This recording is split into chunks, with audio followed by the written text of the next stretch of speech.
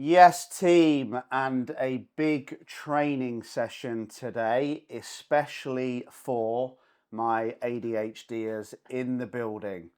So we're going to start with a question, which is, why is it we so often start things and don't finish them? Why is it so often we start with a nutrition plan and don't finish it? We start with a training plan and don't finish it. We start with a business plan and we don't finish it. Most people will have spent such a high percentage of their life starting and stopping, starting and then quitting. You guys always laugh now when the most recent one was Lorraine, when the amount of times that I've invited people or I've welcomed people back to our private client group, because you guys know we introduce everyone when they come into the Unbreakable Elite. Welcome back, welcome back, welcome back. So there's even a history within this business of people that get started and then they quit and then they wait until the pain gets too bad and then they start again. And then it gets tough and then they quit and then they wait until the pain gets too bad and then they start again. So I'm going off on a tangent here already, which I know you guys love. So this is down to two things, right? One is it's the emotional cycle of transformation. So when we start a new training plan, a new nutrition plan, we're going to start a new business, we're going to end the toxic relationship, we're going to start a new relationship, we're finally going to take action. Typical New Year's resolutioners mindset. We are in a state of what's called uninformed optimism. Motivation is high, inspiration is high. We've just invested, we're raring to go. And then within a few weeks, this is going to be tough getting up and going for a run every day. I need to work on my mindset every day. I need to go to the gym at 8 o'clock at night when I'm tired. I need to say no to pizza. Okay? And we moved from what's called uninformed optimism to informed pessimism. So, this is going to be tougher than I thought.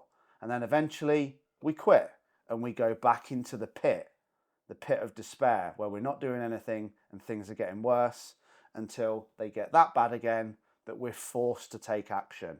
And that circle goes round and round and round and round, much like an ADHD business burnout cycle. We get going, we smash it for 3 months, we can't maintain it, and then we quit, and then we go back to square one, and then we smash it until we burn out, and then we quit, and then we go back to square one, and so on and so on and so on and so on. So why does this happen?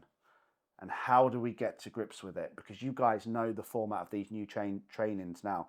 You should be working your way through all 40 sessions that are already on the membership site in order, making notes with each one, doing the action prompts, and doing the member challenges. Each week, those notes take a lot of time to write, by the way. It's not just about watching this training and feeling inspired. Because if that's what's happened, then you're back to just uninformed optimism. You come off a training with me, you feel inspired, you feel motivated, you feel driven, you feel focused, you feel lifted up, you've fed off my energy like a leech and you feel great. That's why people work with me, because my energy is why they want to get around me. And then, 48 hours later, you're back, your feet are in the fridge, you're drinking every night, you've not done what you said you would, you feel disappointed with yourself because that means you've got no integrity, and thus that cycle repeats. So we want to fix it. I don't want that for any of you guys. I want all of you guys to literally live your best ever life, and I'm committed to making sure that happens. Guys, if you're watching live, please make sure you mute your mutes. Mute your mics. So, how do we get to grips with it? Well, we need to understand something you've not heard me say before. And those of you that have been here over 7 years, you've heard me say a lot. Some of it appropriate, some of it not. So, it's called the Law of Sustainment. And this is nothing to do with how long you can sustain yourself in some areas of life. It's how much you can sustain your efforts towards the goal that you say you want. LOS. Write that down and remember it. The law of sustainment. Anybody can do something for a short amount of time when motivation's high. How do we understand how we stop starting and quitting, and we get started and we keep going and we never quit again? Write this down. You cannot be consistent with any actions that directly conflict how you see yourself. I'm going to say that again very carefully because I want you to learn it and I want you to remember it. This is the law of sustainment. You cannot be consistent with actions that directly conflict how you see yourself. So, if you still see yourself as the fun girl who loves a drink, she has a drink every weekend, she's the life and soul of the party, everybody knows they can give Karen a ring and she'll be at the pub, everyone knows they can give Karen a ring and she'll be at the festival, and your identity is the fun girl who loves a drink, who loves a party, who makes people laugh, who doesn't give a shit, then that has to change, because that's never going to be consistent with the action of the girl that wants the great body. So you can't see yourself as the party girl and yet have the fitness model body. You have to see yourself as the fitness model, okay? The fitness model is the girl who loves the fitness model body. She respects her body, she nourishes it, she trains 6-7 times a week. You can't have both, but that's what the law of sustainment is. Your actions will never be consistent if the actions directly conflict with who you are and how you see yourself. Does that make sense? So if you see yourself as the party girl, then you're never going to say no to the party and go to the gym.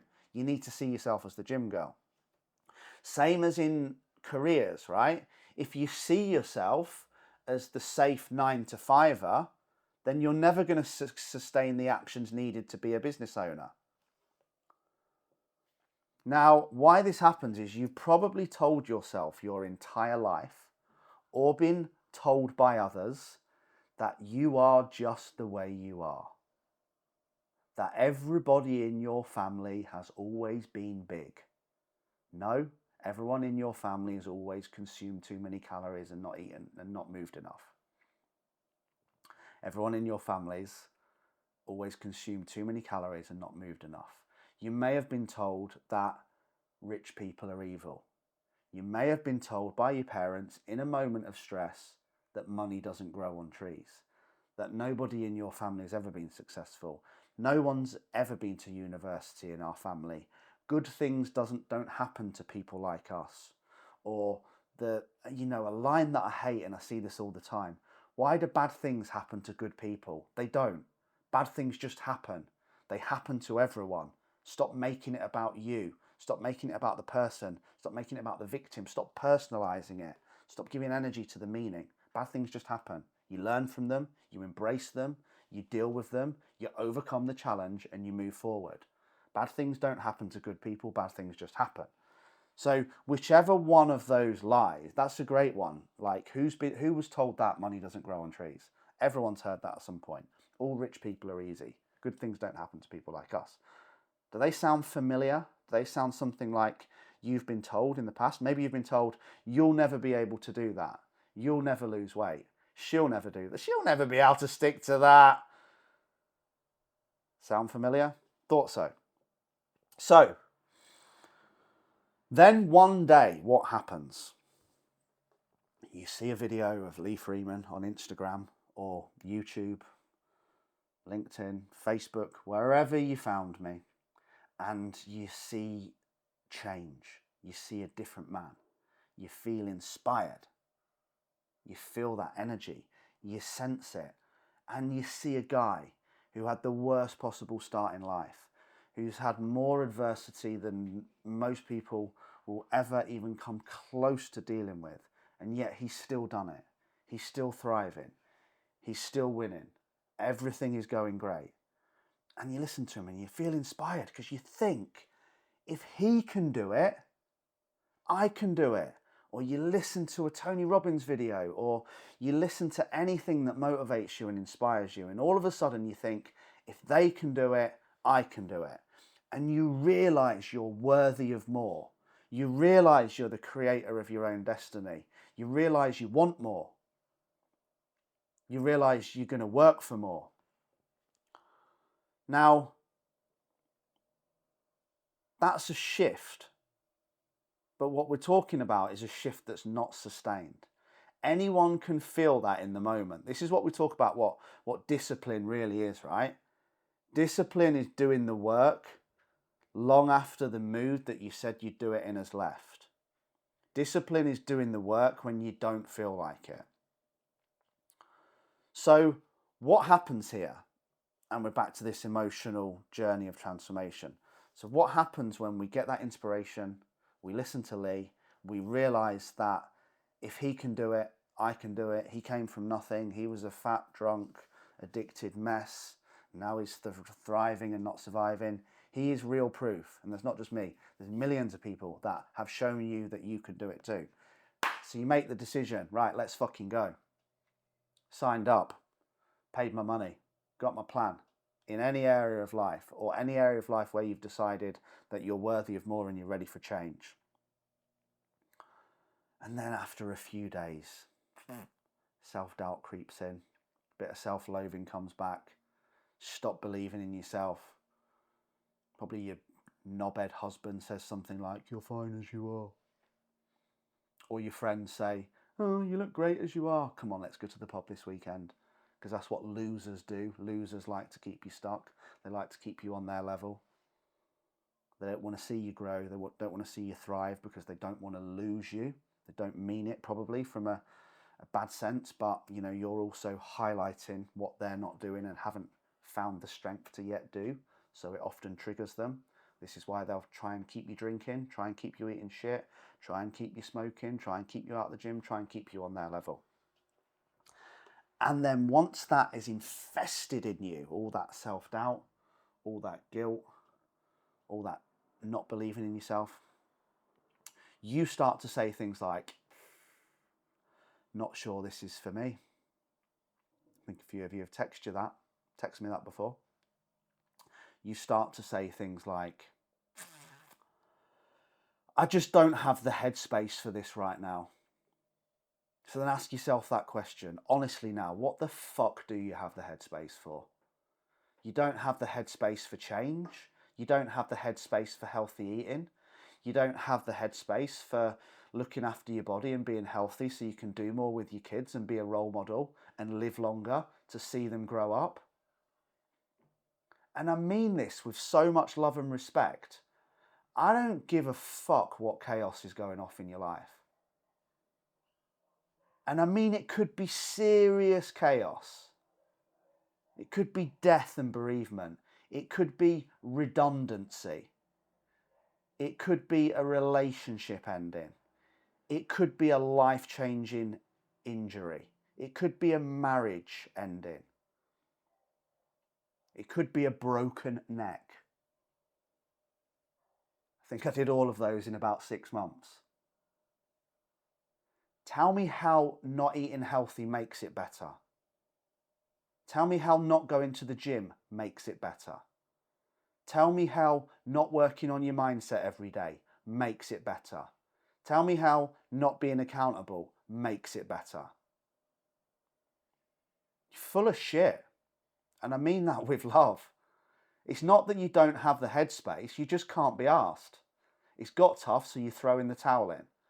The second something happens that triggers you or creates change. You guys have got used to this harsh way of coaching now, but you need to understand that. Like when my granddad died, as soon as I went down to my family's, I found a gym where I could pay for a week, and I went and bought my food, and I put all my food in the fridge. To some strange looks from my family. And I received a bit of backlash for it. But I stayed accountable. I still messaged my coach. I still did my check-in. Why? because not doing any of that wasn't going to make my granddad come back. Hi guys, I hope you've enjoyed this session so far. You can see this full session and hundreds more hour-long sessions at www.mindsetmasterywithlee.com, or you can just drop me a message on Instagram at mindsetmasterywithlee, and I will send you the training and the links over. On Mindset Mastery, we've got hundreds of sessions, lessons, challenges, action points, a community, and the daily messages that are sent out every morning, along with a personal video with me and weekly Q&As, so you can really take your mindset, mastery, motivation, and life to a new level. Best thing is you can get all of that for less than the price of a cost of a half decent daily coffee. I hope to see you on the inside. Take care.